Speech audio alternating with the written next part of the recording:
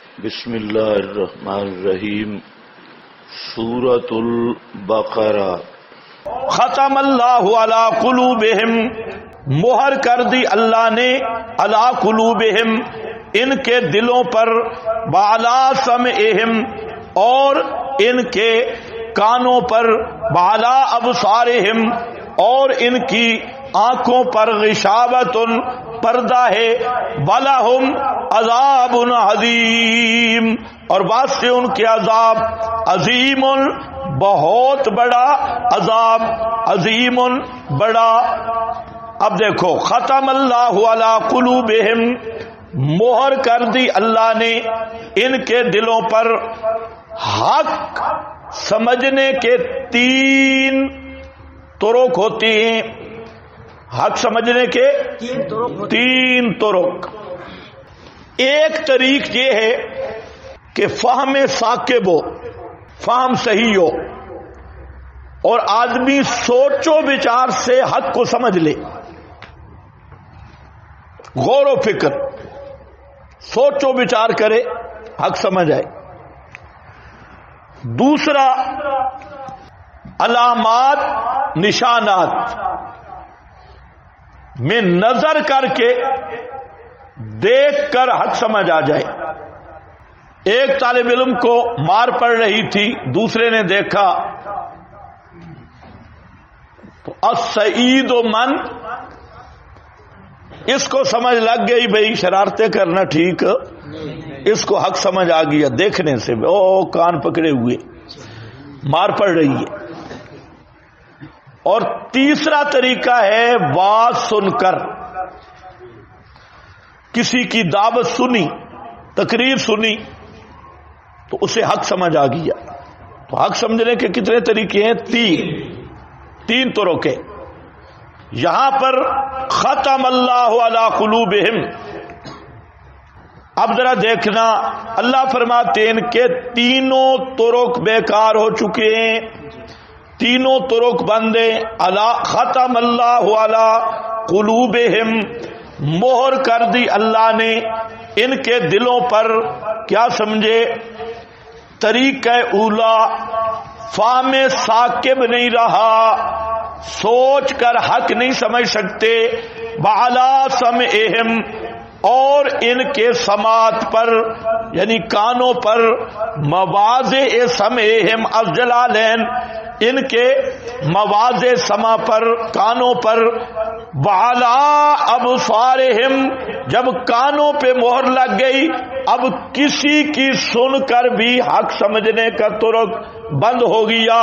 وعلی ابصارہم، طریقہ ثالثہ، اور ان کے آنکھوں پر غشاوۃ، پردہ ہے، پردہ ہے، گویا تینوں طرق مسدود ہیں، نہ سمجھنے کی صلاحیت، نہ سننے والی صلاحیت، نہ دیکھنے والی صلاحیت، مسدود ہو گئے طرق ثلاثہ۔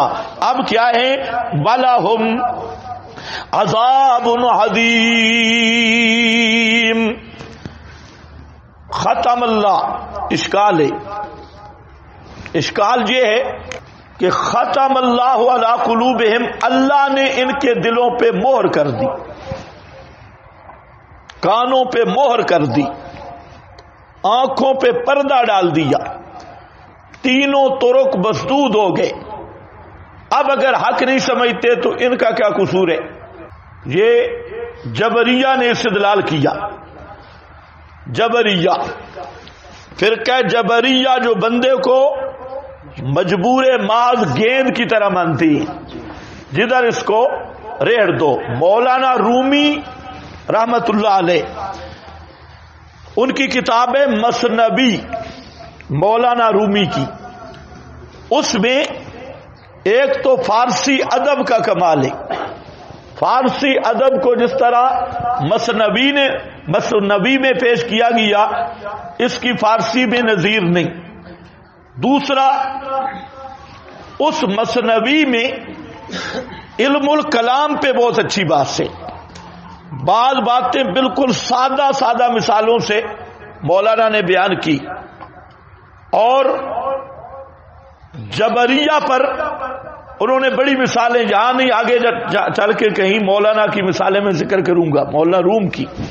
یہاں آپ اتنی بات سمجھے کہ جبریہ کا عقیدہ یہ اتنا جہل پہ مبنی ہے کہ حیوانات تک اس کا رد کرتی. آپ کسی کتے کو پتھر اٹھا کے مارے، کتا آپ پہ حملہ کرے گا. اس کتے کو بھی اتنا پتہ ہے بھئی پتھر کچھ نہیں کر سکتا، وہ صوفی صاحب نے کیا ہے تو پیچھے کھڑا ہے، پتھر کچھ نہیں کرتا، کرنے والا یہ ہے. لیکن جبری کو اتنا بھی پتہ نہیں ہے، وہ انسان کو کیا سمجھتا ہے؟ مجبور محض. اور ملحدین کا بھی یہ اعتراض ہے. الجواب، جہاں پر 4 درجے ہیں، جس طرح ایمان کے 4 درجے ہیں، اسی طرح کفر کے بھی 4 درجے ہیں. 3 درجے اختیاری ہیں، 4تھا درجہ پہلے 3 کا نتیجہ ہے. سمرا ہے. پہلا درجہ شک، مسئلہ حق میں شک کرتا ہے. اب یہ شک کو دور کر سکتا ہے، لیکن شک دور نہیں کیا، شک میں رہا حتیٰ کہ آل حق کے ساتھ جدال تک جا پہنچا. جدال شروع کیا. جدال کا معنی بحث مباحثے، مناظرے، پنگا بازی شروع کر دی. ابھی بھی جدال بھی اختیاری ہے، ہدایت کا چانس باقی ہے. شک کیا زلال آئے گا، شک سے زلال، زلال پر رہنے کے بعد آئے گا جدال، لڑائی جھگڑا. تو پہلا درجہ کیا ہے؟ شک. دوسرا زلال، اور تیسرا جدال، جہاں تک قابل علاج ہے. اور جب جدال کرتا ہے تو اس کا نتیجہ مہر جباریت ہے. تو مہر جباریت کا یہ مطلب نہیں کہ وہ مجبور ہے، مجبور ہے، اس کو 3 درجے اختیاری ہیں. اور جو ختم علی القلب یا طبع علی القلب ہے، یہ پہلے 3 کا نتیجہ ہے. اس کی مثال دیکھیں، حضرت نیلوی شاہ صاحب رحمت اللہ علیہ اس کی مثال دیتے تھے کہ ایک آدمی دروازہ بند کر دے. کمرے میں پہلے روشنی تھی، دروازہ اس نے خود بند کیا. اپنے اختیار سے کیا یا بلا اختیار؟ اپنے اختیار سے کیا. اب اندھیرا ہو گیا، لیکن دروازہ یہ بند نہ کرتا تو اندھیرا نہ ہوتا نا. دروازہ بند اس نے اپنے اختیار سے کیا ہے. ظاہر بات ہے جب دروازہ بند ہو گیا تو اب اندھیرا ہو گیا تو کیا کہیں گے کہ اس کا قصور نہیں ہے اندھیرا ہونے میں. دروازہ نہ بند کرتا نا. حضرت شیخ القرآن مولانا محمد طاہر پنج پیر رحمت اللہ علیہ وہ اور مثال دیتے، وہ بھی بڑی آسان ہے. وہ فرماتے کہ ایک آدمی گھوڑے پہ سوار ہوا، گھوڑا سرکش تھا، گھوڑے کے اوپر سوار ہوا ایک، پھر گھوڑے کو چلایا 2، پھر گھوڑے کو دوڑایا 3، اور پھر گھوڑے سے گر گیا 4. یہ 4تھی چیز غیر اختیاری ہے. اور پہلی 3 گھوڑے پہ بیٹھنا مجبور تھا؟ نہیں. کس نے مجبور کیا؟ ایسے بھائی پنگا نہ لینا. گھوڑے پہ خود بیٹھا اختیار سے. اچھا پھر گھوڑے پہ بیٹھ کے اترا چاند سے، اترا نہیں، اس کو چلا دیا. اچھا چلایا تو آرام سے چلانا، اس نے بھگا دیا. اب گھوڑا بھاگا اور حضرت صاحب گرے تو اب کہتے ہیں میرا تو قصور ہی کوئی نہیں، میں جان بوجھ کے تو نہیں گرا. یہ پورا چوتھا درجہ پہلے 3 کا نتیجہ ہے. اسی طرح شک، زلال، جدال، اس کے بعد ختم علی القلب، تو چوتھا درجہ پہلے 3 کا نتیجہ ہے. اس کا جبر نہیں ہے، جباریت ہے، جبر نہیں ہے. اور وہ جو مہر لگی ہے وہ چوتھے درجے پہ. سمجھ گئے میری بات؟ تو ختم آخری درجہ ہے. اور یہ بھی یاد رکھو یہ ختم ٹوٹ بھی سکتی ہے اللہ توڑنا چاہے.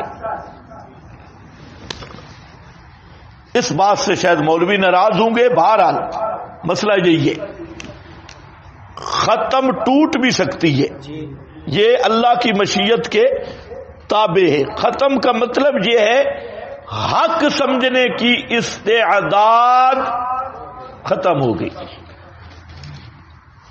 کلو مولود یولد علی فطرت الاسلام، اللہ نے ہر بندے میں حق سمجھنے کی استعداد رکھی ہے.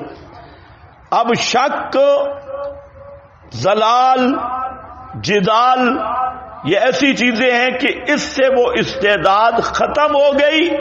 اس استعداد کے خاتمے کا نام ہے ختم علی القلب. لیکن وہ تینوں چیزیں اس کی اختیاری. دیکھو دوسرا فائدہ، ختم اللہ علی قلوبہم، اللہ نے ان کے دلوں پہ مہر کر دی.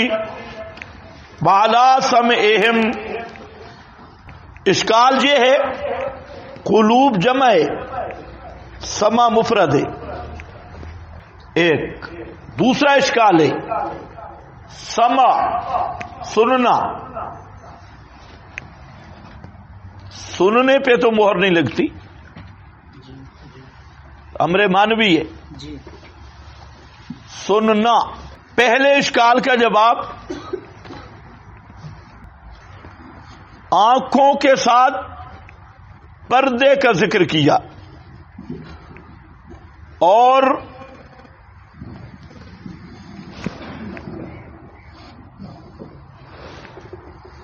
قلوب سما کے ساتھ ختم کا ذکر کیا. تو اس فرق کا کیا مطلب؟ جواب یہ ہے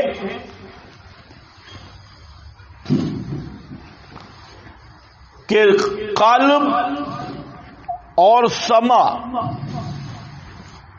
کے ادراک کی ایک جہت نہیں، جبکہ ابصار آنکھوں کے ادراک کی جہت ایک ہے. آنکھیں صرف سامنے سے دیکھتی ہے اور کان، تو کان کے ادراک کی جہت واحدہ نہیں، ادھر سے آواز آئے، ادھر سے آئے، ادھر سے آئے تو یہ کان سنیں گے. اسی طرح دل کا جو ادراک ہے وہ بھی ایک جہت سے نہیں ہے. آنکھوں کا ادراک مقید بجہت واحدہ، ایک ہی جہت کے ساتھ مقید ہے. اور جو مہر ہے احاطہ کرتی ہے ہر جہت سے، اور جو پردہ ہے وہ ایک ہی جہت سے معنی بنتا ہے. تو اس لحاظ سے ابصار کے ساتھ غشاوہ، قلوب اور سما کے ساتھ ختم.